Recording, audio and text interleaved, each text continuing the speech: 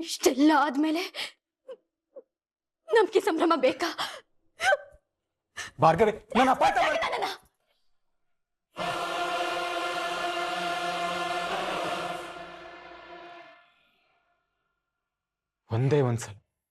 ಒಂದೇ ಒಂದ್ಸಲ ನನ್ನ ಮಾತು ಕೇಳಿ ಭಾರ್ಗವಿ. ಇಷ್ಟು ದಿನ ನಿನ್ ಮಾತು ಕೇಳಿದ್ ಸಾಕು. ಭಾರ್ಗವಿ ತಿರುಗ್ ಬಿದ್ರೆ ಏನ್ ಮಾಡ್ತಾಳೆ ಅನ್ನೋದನ್ನ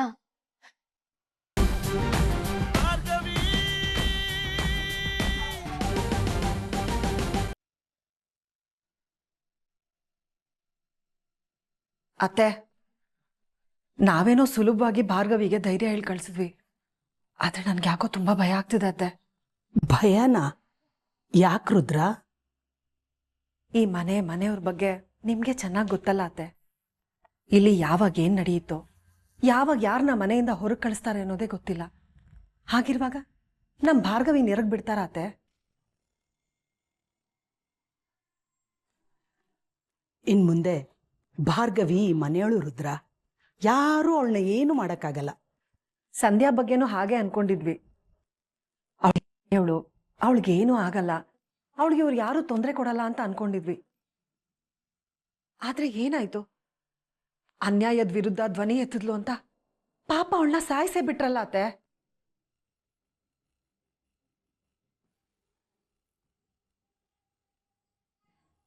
ಸಂಧ್ಯಾಗೆ ಬೆಂಬಲವಾಗಿ ನಿಂತು ಕೇಸ್ನ ನಡೆಸಿದೋಳು ಭಾರ್ಗವಿ. ಇವಳನ್ನ ಸುಮ್ಮನೆ ಬಿಡ್ತಾರ ಅತ್ತೆ? ಭಾರ್ಗವಿಗೆ ಯಾರು ಏನು ಮಾಡಕ್ಕಾಗಲ್ಲ. ನೀನ್ ಹೇಳೋದ್ ನಿಜ ರುದ್ರ. ಸಂಧ್ಯಾ ಸಾವಿಂದ ಮೀಡಿಯಾ, ಪ್ರೆಸ್ಸು, ಜನರ ಕಣ್ಣುಗಳೆಲ್ಲ ಈ ಕೇಸ್ ಮೇಲಿದೆ. JP ಪಾಟೀಲ್ ಭಾರ್ಗವಿ ಮೇಲೇನೂ ಇದೆ. ಅಪೋನೆಂಟ್ ಲಾಯರ್ಗೆ ತೊಂದರೆ ಆದ್ರೆ JPಗೆ ಕಷ್ಟ ಜಾಸ್ತಿ. ಅದಕ್ಕೆ ಅವನು ತೆಪ್ಪಗಿರ್ತಾನೆ. ಹಾಗಾದ್ರೆ ಅವಳು ಈ ಮನೇಲಿ ಇದ್ಕೊಂಡೆ ಕೇಸ್ನ ಗೆಲ್ತಾಳೆ ಅಂತೀರಾ? ಖಂಡಿತ. JP ಅವಳನ್ನ ಮನೆಯಲ್ಲೇ ಇಟ್ಕೊಂಡು ಕೇಸ್ ಗೆಲ್ತೀನಿ ಅಂದ್ಕೊಂಡಿದ್ದಾನೆ. ಗಾಳಿ, ನೀರು, ಬೆಂಕಿನ ಕಟ್ಟಾಕೋಕ್ಕಾಗುತ್ತಾ? ಹೆಣ್ಣು ಒಂದು ಶಕ್ತಿ. ಅವಳನ್ನ ತಡೆದ್ರೆ ಜ್ವಾಲಾಮುಖಿ ಆಗ್ತಾಳೆ. ಅದನ್ನ ಭಾರ್ಗವಿ ಅರ್ಥ ಮಾಡಿಸ್ತಾಳೆ. ಅವನು ಪೊಳ್ಳು ವಾದನ ಸುಳ್ಳು ಅಂತ ನಿರೂಪಿಸ್ತಾಳೆ.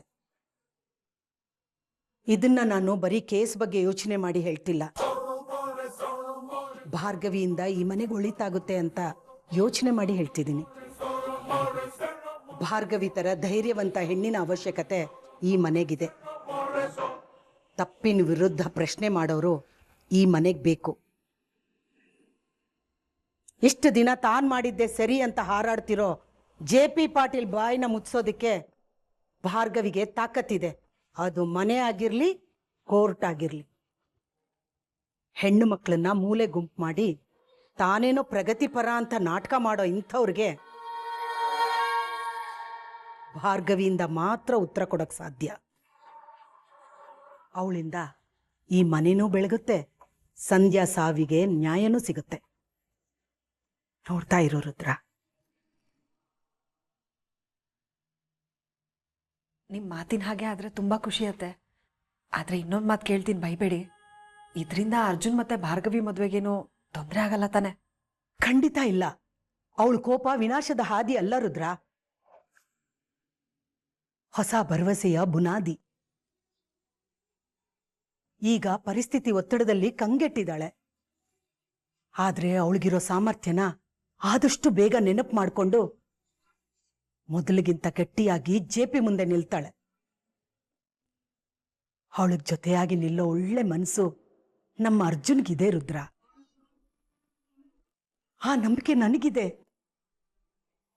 ಸೊಸೆಯಿಂದ ಸೋತು ನೀತಿ ಪಾಠ ಹೇಳಿಸ್ಕೊಂಡು ಬದಲಾಗೋ JPನ ನೋಡೋದಕ್ಕೆ, ಅರ್ಜುನ್ ಭಾರ್ಗವಿ ಸಂತೋಷವಾಗಿರೋದನ್ನ ನೋಡೋದಕ್ಕೆ ನಾನಂತೂ ಕಾಯ್ತಾ ಇದ್ದೀನಿ ರುದ್ರ. ನಿಮ್ ಮಾತೆಲ್ಲ ಕೇಳಿಸ್ಕೊಂಡು ನನಗೆ ತುಂಬಾ ಧೈರ್ಯ ಬರ್ತಿದೆ ಅತ್ತೆ. ನೀವ್ ಹೇಳ್ದಂಗೆ ಆಗ್ಲಿ. ನೋಡಿದ್ಯಾ, ಭಾರ್ಗವಿ ಒಂದು ಹೆಣ್ಣಿನ ಧ್ವನಿಯಾಗಿ ನಿಮ್ಮೆಲ್ಲರ ಧ್ವನಿಯಾಗಿ ನಿಲ್ತಾಳೆ ಅಂತ ಕೇಳಿನೇ ಎಷ್ಟು ಧೈರ್ಯ ಬರ್ತಿದೆ ನಿಮ್ಗೆ. ಅವಳು ಸತ್ಯದ ಮುಂದೆ ಸುಳ್ಳು ಸೋಲ್ಲೇಬೇಕು. ಇನ್ ಮುಂದೆ ಎಲ್ಲ ಒಳ್ಳೇದಾಗುತ್ತೆ ರುದ್ರ.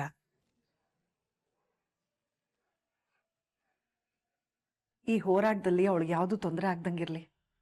ಅರ್ಜುನ್ ಮತ್ತೆ ಅವಳು ಇಬ್ರು ಚೆನ್ನಾಗಿರ್ಲಿ ಅತ್ತೆ.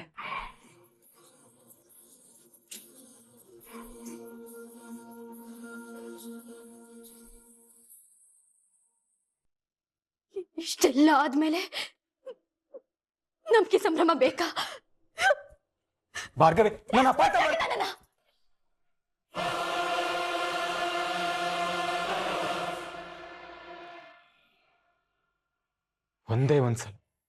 ಒಂದೇ ಒಂದ್ಸಲ ನನ್ನ ಮಾತು ಕೇಳಿ ಭಾರ್ಗವಿ. ಇಷ್ಟು ದಿನ ನಿನ್ ಮಾತು ಕೇಳಿದ್ ಸಾಕು. ಭಾರ್ಗವಿ ತಿರುಗ್ ಬಿದ್ರೆ ಏನ್ ಮಾಡ್ತಾಳೆ ಅನ್ನೋದನ್ನ ನಿಮಗೂ ತೋರಿಸ್ತೇನೆ. ಭಾರ್ಗವಿ, ಯಾಕೆ ಹೀಗ್ ಮಾಡ್ತಿದ್ದೀರಾ? ನಾವಿಬ್ರು ಗಂಡ ಹೆಂಡತಿ. ನಿಜವಾಗ್ಲೂ ಇದ್ರಲ್ಲಿ ನನ್ ಯಾವ ತಪ್ಪು ಇಲ್ಲ. ಒಂದ್ ಚಾನ್ಸ್ ಕೊಡಿ ಪ್ಲೀಸ್.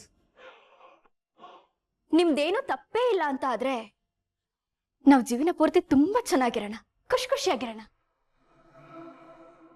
ಅದೇ ತಪ್ಪಿದೆ ಅಂತ ಆದ್ರೆ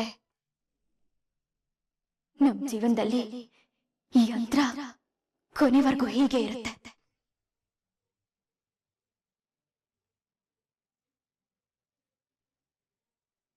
ನನ್ ತಂದೆ ಆದ್ಮೇಲೆ ನಾನ್ ನಂಬಿದಂತ ಮೊದಲನೇ ವ್ಯಕ್ತಿ ನೀವು.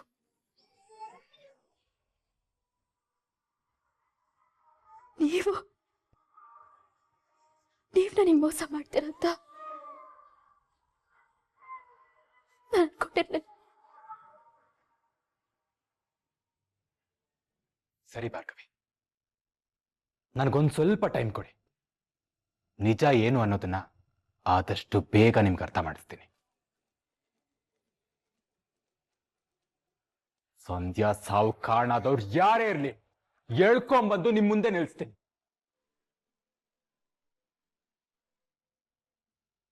ಆಗ್ಲಾದ್ರೂ ನೀವು ನನ್ನ ನಂಬ್ತೀರಲ್ವಾ?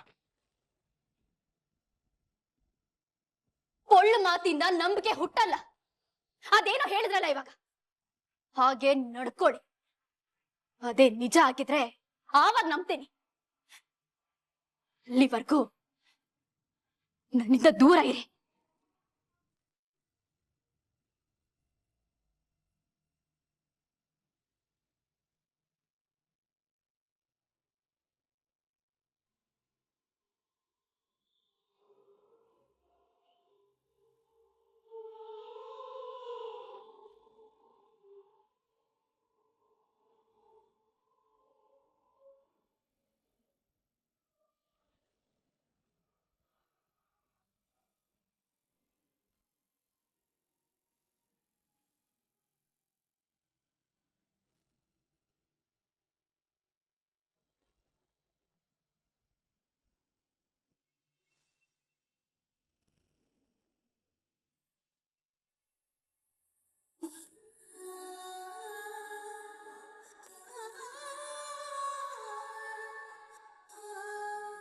ಭಾರ್ಗವಿ, ಭಾರ್ಗವಿ,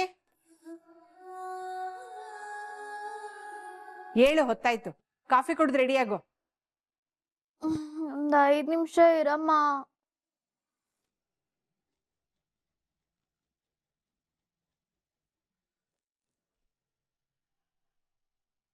ನಿನ್ನೆ ಕಣೆ ಭಾರ್ಗವಿ.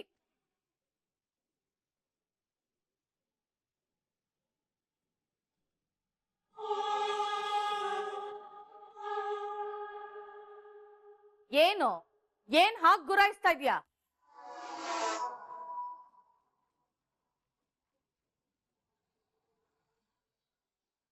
ಸೂರ್ಯ ನೆತ್ತಿ ಮೇಲ್ ಬಂದ್ರು ಹೀಗ್ ಮಲ್ಕೊಳ್ಳೋದಕ್ಕೆ ಇದನ್ನೇ ನಿಮ್ಮಪ್ಪನ್ ಮನೆ ಅನ್ಕೊಂಡಿದ್ಯಾ?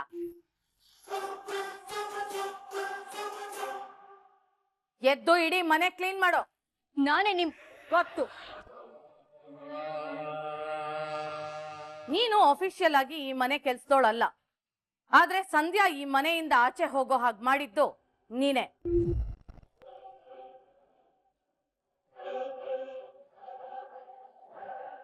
ಒಂದರ್ಥದಲ್ಲಿ ಅವಳ ಜಾಗಕ್ಕೆ ನೀನ್ ಬಂದಿದ್ಯಾ ಅಷ್ಟೇ.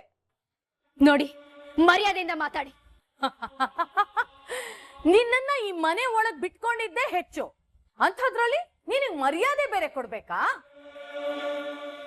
ಅಯ್ಯೋ ಅತ್ತೆ, ನೀವೇನ್ ಮಾಡ್ತಿದ್ದೀರಾ ಇಲ್ಲಿ? ನೀವ್ ಹೋಗಿ, ನಾನು ಇವಳನ್ನ ವಿಚಾರಿಸ್ಕೊ. ಹೋಗಿ ಅತ್ತೆ,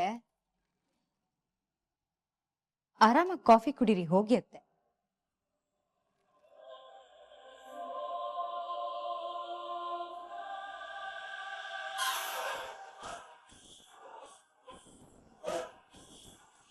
ಏನೇ ಆಗಿದೆ ನಿನ್ಗೆ? ಯಾರಾದ್ರೂ ಅತ್ತೆ ಜೊತೆ ಹೀಗ್ ಮಾತಾಡ್ತಾರ? ಅವ್ರಿಗೆ ಸಿಟ್ಟು ಬಂದ್ರೆ ನಿನ್ನ ಕತ್ ಹಿಡ್ದು ಆಚೆ ದಬ್ತಾರೆ. ಇಲ್ಲಿರೋ ಕರ್ಮ ನನ್ಗೂ ಬಂದಿಲ್ಲ, ನಾನೇ ಹೋಗ್ತೀನಿ.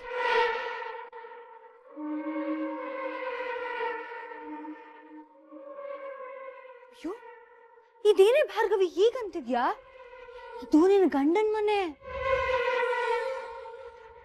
ಅಲ್ಲ. ಇಲ್ಲಿಂದ ಹೋದೋಳು ಎಲ್ಲಿಗೆ ಹೋಗ್ತೀಯಾ? ನಿನ್ನ ತವ್ರ ಮನೆಗ? ಯಾವ ಮುಖ ಇಟ್ಕೊಂಡು ಹೋಗ್ತೀಯ?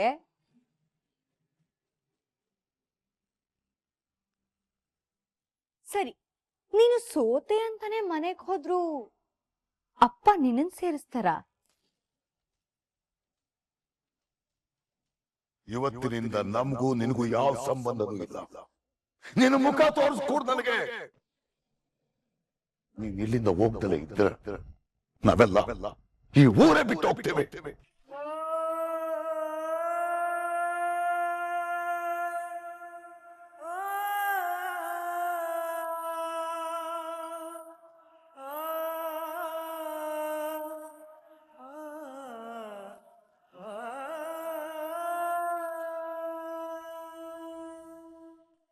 ಒಂದು ಸಲ ಮದ್ವೆ ಆದ್ರೆ ಮುಗೀತು ಭಾರ್ಗವಿ. ಇಲ್ಲಿಂದ ಹೊರಗ್ ಹೋದ್ರು, ಅಲ್ಲಿಂದ ಹೊರಗ್ ಬಂದ್ರು, ಹೋದ್ ಮನೆ ಹುಟ್ಟಿದ ಮನೆ ಎರಡು ಮುರಿದ್ಲು ಅಂತಾನೆ ಬರೋ. ಕಾರಣ ಏನು ಎತ್ತ ಯಾರು ಕೇಳೋದಿಲ್ಲ. ಅಪ್ಪ ಅಮ್ಮ ಸರಿ ಬೆಳ್ಸಿಲ್ಲ ಕಣ್ರಿ, ಅಪ್ಪನ್ನೇ ಆಡ್ಕೊಳ್ಳೋದು. ಸರಿನೋ ತಪ್ಪೋ, ನಿನಗೆ ಮದುವೆ ಆಗೋಗಿದೆ. ಹುಟ್ಟಿದ ಮನೆ ಹೊಸಲ್ ದಾಟ ಹೋಗಾಗಿದೆ. ನಿನಗೆ ಹೇಗ್ ಬೇಕೋ ಹಾಗೆ ಜೀವನ ಕಟ್ಕೋ. ಇವ್ರ ಕೋಪ ಕಡಿಮೆ ಆಗೋ ತನಕ ಈ ಕಡೆ ತಲೆ ಹಾಕ್ಬೇಡ. ಇದೇನಿದು? ಬೃಂದ ಭಾರ್ಗವಿ ಮನೇಲೇ ಇರ್ಲಿ ಅಂತಾಳೆ ಅಂತ ಅನ್ಕೋತಿದ್ದೀರಾ? ಇಷ್ಟು ದಿನ ನನಗ್ ಕಾಟ ಕೊಟ್ಟೋಳ್ಗೆ ಮೊದಲನೇ ಸಲ ನಾನು ಕಾಟ ಕೊಡೋ ಚಾನ್ಸ್ ಸಿಕ್ಕಾಗ ಮಿಸ್ ಮಾಡ್ಕೋತೀನಾ? ಸ್ವಲ್ಪ ದಿನ ಸರಿಯಾಗಿ ಬೆಂಡೆತ್ತಿ ಅಮ್ಮ ಇನ್ನು ಮಾತ್ರ ಈ ಮನೆ ಕಡೆ ನನ್ನ ತಲೆ ಹಾಕಲ್ಲ ಅನ್ನೋ ಹಾಗೆ ಮಾಡ್ ಕಳಿಸ್ತೀನಿ. ಏನು ಪತಿರಾಯನ್ ಹುಡುಕ್ತಾ ಇದ್ಯಾ? ಅವನಾಗ್ಲೇ ಅವ್ರ ಅಪ್ಪನ ಜೊತೆ ಆರಾಮಾಗಿ ನಗ್ತಾ ಮಾತಾಡ್ಕೊಂಡು ಕಾಫಿ ಕುಡಿತಿದ್ದಾನೆ. ಹೇಳಿಲ್ಲ ನಿನ್ಗೆ? ಏನ್ ಮಾಡಕ್ಕಾಗತ್ತೆ ಬಿಡು ಭಾರ್ಗವಿ. ಅವ್ರವ್ರು ಪಡ್ಕೊಂಡ್ ಬಂದಿದ್ದು ಅವ್ರವ್ರಿಗೆ. ಈ ಸಿಂಗಾರ ಮಾಡ್ಕೊಂಡಿರೋದ್ನೆಲ್ಲ ತೆಗೆದು ಅಚ್ಚುಕಟ್ಟಾಗಿ ಯಾವ್ದೋ ಒಂದ್ ಮಾಮೂಲಿ ಸೀರೆ ಉಟ್ಕೊಂಡು ಬಂದು ಕೆಲ್ಸ ಮಾಡು.